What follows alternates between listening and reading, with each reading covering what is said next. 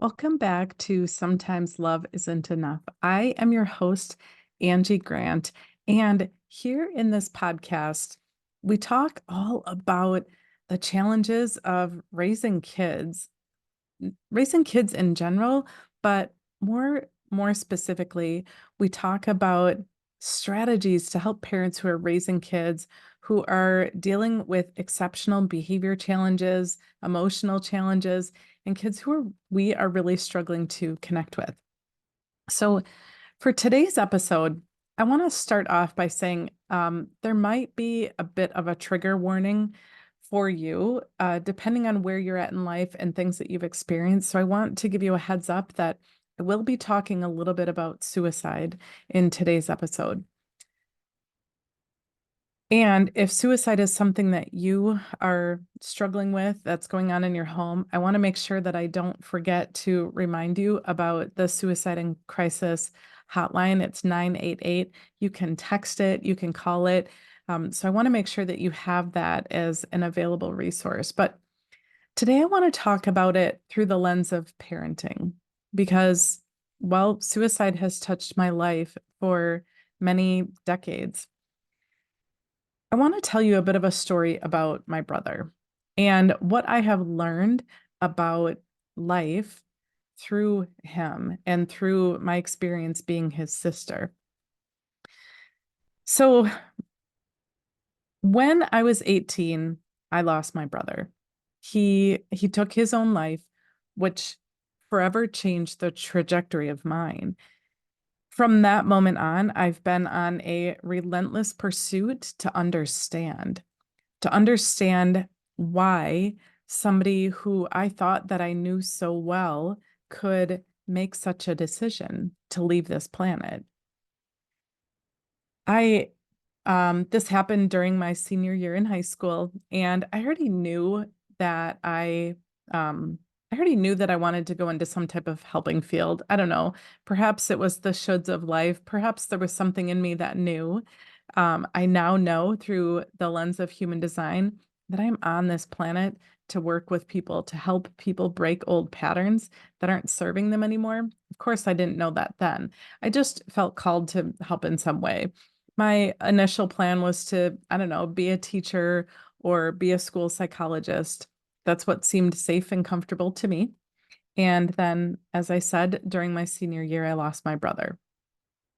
And from that moment on, I dove deep into understanding the psychology behind suicide. My research project during my undergrad was all about that topic and trying to understand what what possibly could have gone wrong or what we missed. When we were growing up, we lived with mom and dad, and when we were young, mom left, and so then it was dad raising us. We were pretty young at that point, and so I couldn't have possibly have seen things through my brother's eyes. I only knew what I had experienced. And as a young adult trying to understand what we had experienced and what that looked like, I really struggled to understand how two kids could go through the same experience and handle it so very differently. I knew through our teenage years that he was angry, and I loved him to death, but I also knew that he had a short fuse, and I didn't. We had experienced the same things when we were younger, yet our perception of what happened in our home, our reaction to the changes in our relationships were so incredibly different. And I mean, you could easily chalk it up to, boys being different than girls, or the firstborn being different than the secondborn, or, you know, whatever other developmental lens that you'd like to look at it through, but it still never quite made sense to me. So, no shocker, probably, when I started to learn human design and really started to understand myself and how I process information, how I relate with others, how I pick up on other people's emotional energy. When I really started to understand me, it made so much more sense to me about why I processed what had happened when we were younger. It made so much more sense to me why I processed it the way that I did. That I process things internally, that I am designed to be sensitive to the needs of others. I am a leader. It is part of my energy to lead and to be highly sensitive to the needs of others, oftentimes to my own detriment, my own sacrifice. And that's something that I'm working on changing in me and shifting to the higher frequency. But there's so many pieces of my design that perhaps created space for me to process what had happened in a different way. But as I started to understand me, I realized that I needed to understand my brother at a much, much deeper level through a different lens.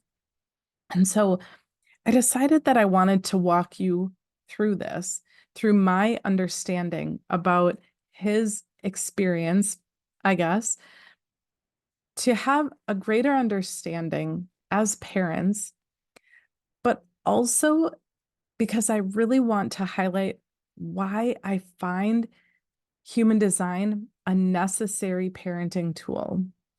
Because although I don't blame anybody for what happened with my brother, I can't help but wonder if my parents knew what he needed energetically and knew how to build up his resiliency and understood those mistaken motivations that he was displaying, I have to wonder if they knew what he needed, would the outcome have changed?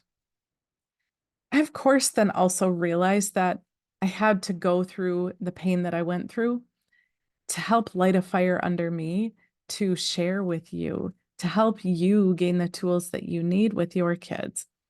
And my hope in as you listen to this episode is that you take the time to really truly understand your kids, to understand their unmet needs, because as humans, we all have them. We all have unmet needs because nobody else on this planet knows what the heck we need, or at least not at the deepest level that we really can understand when we start to see our kids through the lens of human design.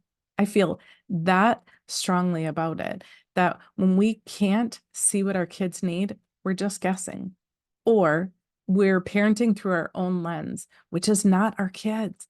Our needs and what we see as our kids' needs, we're often missing the mark. So my brother, he's a generator type. Much as I am, I'm also a generator type.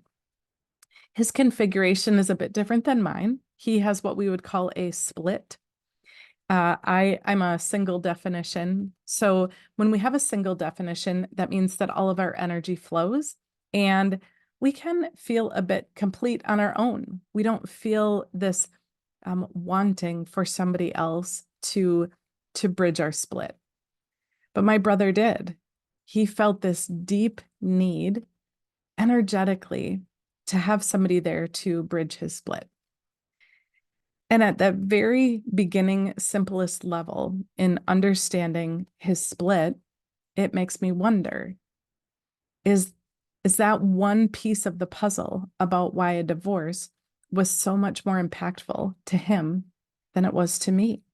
And not that the divorce wasn't impactful, but it didn't create this deep, deep pain that I couldn't get past.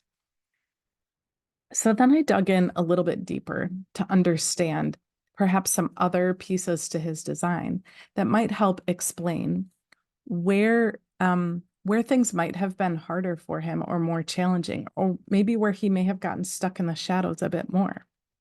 As I started to dig into his design, a couple of other things really stood out to me. Some of these are related to his energetic needs, and some of them I think are key signals about potential mistaken motivations and key signals about potential resiliency key struggles. So the first one being that um, he, in his design, he has the channel for stubbornness. It's also called the channel of the fighter, I believe. And in this channel, people who have this energy defined in their chart have this energy to be able to fight the good fight. However, when not in a high energy, that fight can be ugly and it can be reactive and it can be really problematic in relationships. And I know that I saw this energy in the negative, on the negative frequency as I was growing up. And I would always wonder, why such a big reaction to things? Well, now I know. He had that energy in him, but it wasn't channeled appropriately. That exact same energy has this beautiful gift to be able to fight for good, to be an amazing advocate. But he didn't know that, and neither did his parents. Instead, that energy felt like friction, like fighting, like arguing, but they didn't know. Imagine if they did. Some other things in his design, when I started to dig into the fear gates, I found some really interesting things here too. There are several different fear gates that are highlighted in his chart that can create, when in the negative or lower frequency, can create this sense of inadequacy, of not being good enough, not being enough. Imagine having a child who inside they're feeling incomplete because they have a split, and inside they're feeling like they're not good enough, like they don't know enough, like they're not well behaved enough, how that can really influence the way that a child feels about themselves. I know growing up, it was easy for me to be the people pleaser. It was easy for me to be the well-behaved one, and my brother wasn't. I remember as a young kid, him getting feedback about being not a good listener, not well-behaved. And I remember oftentimes myself getting feedback that I was. In me, it created a people pleaser, right? To my own detriment often. And it's something that I'm still working through. But in him, that same dynamic of trying to fit our kids into a box could have easily created this sense of not being good enough, not being the good kid, which can then lead to struggles with the resiliency keys of struggling with feeling valued for who you are, feeling loved for who you are, feeling safe to be your authentic self. A few other things that I noted as I was going through his chart, and I want to point out that as I'm sharing these things, every element in our design has the potential for the low frequency and the high frequency, every part, whether we're talking about type or profile or individual gates or centers, they all have the potential for low and high frequency. But what I saw, what I experienced was more of that low frequency and struggling to fit in and struggling to find his place. And as parents, when we just see the surface, just see the behaviors on the outside, and we're not really looking underneath at what energetically is creating that sense of not feeling good enough, what underneath the surface is creating this space of not feeling safe or okay to be who our kids are, that's what fuels challenges with those resiliency keys. A few other things that really, really stood out to me are his life's work. It's called the left angle cross of the alpha. He was on this planet to be the leader, to be a strong, strong leader. Not only was his profile a 6'2", which comes with that role model embodiment, but the left angle cross of the alpha is that energy of the leader. He had that in him, and he didn't have a great outlet for it to come out. Like I said, when we as kids experienced a divorce in our home, he took that and pent up all that anger. I took that and probably also pent up that anger, but in such a different way. His came out exploding again and again and again through that energy of the the channel of the stubbornness, or the that energy that comes with the left angle cross of the alpha, right? His his anger came out of him through these channels of frustration and anger. Mine came out in trying to figure out how to be as well behaved as I could. Neither is good or bad, neither is right or wrong, but for him, it it ended tragically for him. His story ended abruptly, and he didn't have a chance to reclaim his story, to rewrite it. A few other things that I noted in his chart that, again, had his parents known that this was such a deep need, perhaps they could have taken a different angle or a different approach. But one of the key fears that really stood out for me was that one of the fears in his design, it's gate 37, but it's uh, it's it's the gate of friendship and family. But on the lower frequency side, it's this fear of traditions being broken. And I can just imagine, for somebody who has that gate defined in their chart, how the pure act of a divorce, of a family separating, could create such an internal energetic stress that could be so hard for a kiddo who feels misunderstood, who feels like they're not good enough. It could be so incredibly hard for a kiddo to experience that. And I'm not saying that when, two parents are together and they notice that their child has that gate highlighted in their chart, that they shouldn't divorce or they shouldn't split up, but there's so many other ways to do it. And there are ways to do it where the parents are on the same page together and communicating and supporting their kids and putting the kids' needs first. It's not easy to do. And I know that I didn't know these things when I too went through my own divorce. I didn't know what in the heck was in my kids' charts. But that's the point, right? Once we know that there's a way to see what our kids need, then we get to choose to do something about it. Once we know that our kids aren't just a, a duplicate of us, right? Our kids are not just a split of mom and dad, and there's some kind of mishmash of the two. No, our kids are this unique, very unique configuration of their energetic needs, which are not yours. They might have some similarities to you, but your kids are not you. They have their own purpose on this planet. They have their own energetic needs, and they have their own potential for greatness and their own potential to struggle. But when we know what their roadmap is, it gives us a place to start. It gives us a place to help to rewrite their story, or to veer their story in a way that's empowering for them. Because when I look back at these elements about my brother's chart and so many other details that I found as I was really trying to understand, I realized that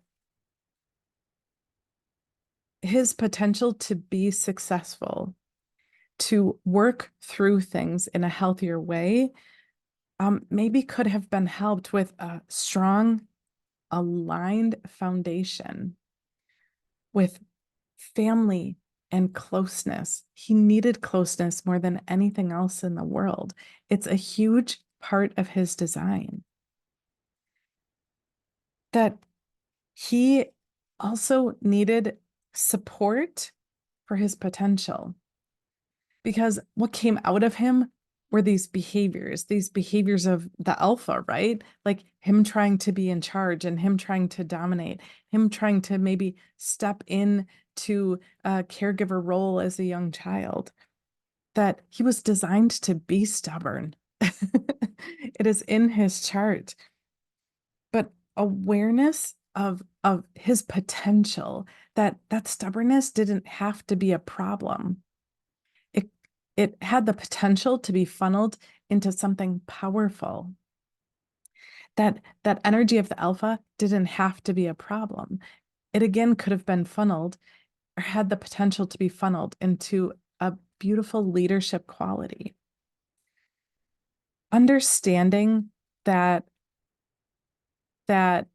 somebody with a configuration like my brother's is more likely to display the mistaken motivation of inadequacy, for example, which for him, I believe, looked like him quitting, not trying. He was incredibly intelligent, but school was not his jam. And I think now that I know what I know, I think that inadequacy was a way to perhaps get attention, to work towards that closeness that he energetically so desperately wanted. I also think that there were many parts of his design that were more likely to engage in the mistaken motivation of power, right? He has the design of a leader, which to a parent, I'm sure can feel incredibly overpowering, right? And I also see many elements in his design that he he was more likely to engage in the stick motivation of attention as well. That he he would often, well, one, his throat center is connected to his G center and nothing else. So he didn't have any motors to his throat and just more likely to talk to gain attention is something that I saw over and over and over again when I was a kid. But when we know these things, I know that I've said this over and over again, but I want the point to be so strong that I don't know if things could have changed in the path for my brother, but I know that I experienced what I experienced to help you to consider looking through your or looking at your kids through their design to really, really see what they need, to break old patterns of the ways that you've been parenting. Because if things aren't changing with behaviors with your kiddo, or if if even worse, if you continue to use the same behavior strategies and perhaps behaviors are getting better, but at the cost of your child's sense of self-worth, their sense of authenticity, their sense of feeling safe or okay to be who they are, then I really invite you to look at your child through a different lens. We see it happen time and time again, right? We can change behaviors with stricter behavior management strategies, right? We can change somebody's behavior through punishment, through shame, through repeated yelling, right? Kids will stop engaging in behaviors just to get you to stop yelling. But what if that behavior was driven because they have this energy to be a leader and they're trying to figure it out? They're not trying to ruin your day. They're not trying to overpower you. But what if they're just trying to figure out how to be a leader? And they keep missing the mark because they don't have the right guidance that sees them, that sees what they need. As one simple little example, when we can see our kids, we can guide them, we can be stewards to their energy to help them flourish into whatever they were supposed to be. So I thank you for going on this journey with me. It definitely wasn't easy sharing this with you because it is so incredibly personal to me. But I felt so compelled to share this story with you, not for sympathy by any means. This has been my story for quite some time now, 27 years, I think. I don't know. My math is rough right now, but this has been part of my story for so long.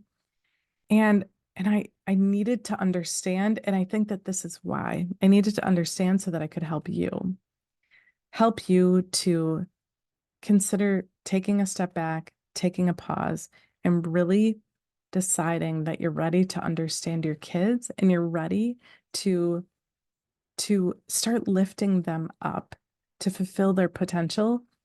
Because when we look around us, when we look at what's happening with our kids, this this Um, Tragedy isn't going to go away. We have to meet our kids where they're at. We have to start seeing them and not getting so wrapped up in what we've got going on. Because, and I know it's easy to look back, right? Like we could look back and say, like, well, our parents weren't paying that much attention to us. Yeah, they probably weren't. And that doesn't make it okay, for one. And for two, our kids need different than we needed. And we needed different than our parents needed, right? Things are changing energetically on a much bigger scale than we could ever imagine. But our kids need us to be present. Our kids need us to see them. And our kids need us to help lift them up. So again, I don't want to lose sight that this was a challenging topic. Um, if you or someone you love is struggling with the thought of suicidality or taking your own life, please, please, please use the 988 suicide and crisis line, reach out to a counselor. And although suicide is not my area of focus, there's so many tools in my tool belt that I have to help you create a new story, shed the old story that's been holding you back, shed that story that you're not good enough, that you're not valuable enough, that you're not lovable enough. The tools that I use with my clients are so incredibly powerful to help you unravel that story and create a new, more empowering story. So that is all for this episode. And thank you again for listening, for trusting my story, and we will talk soon.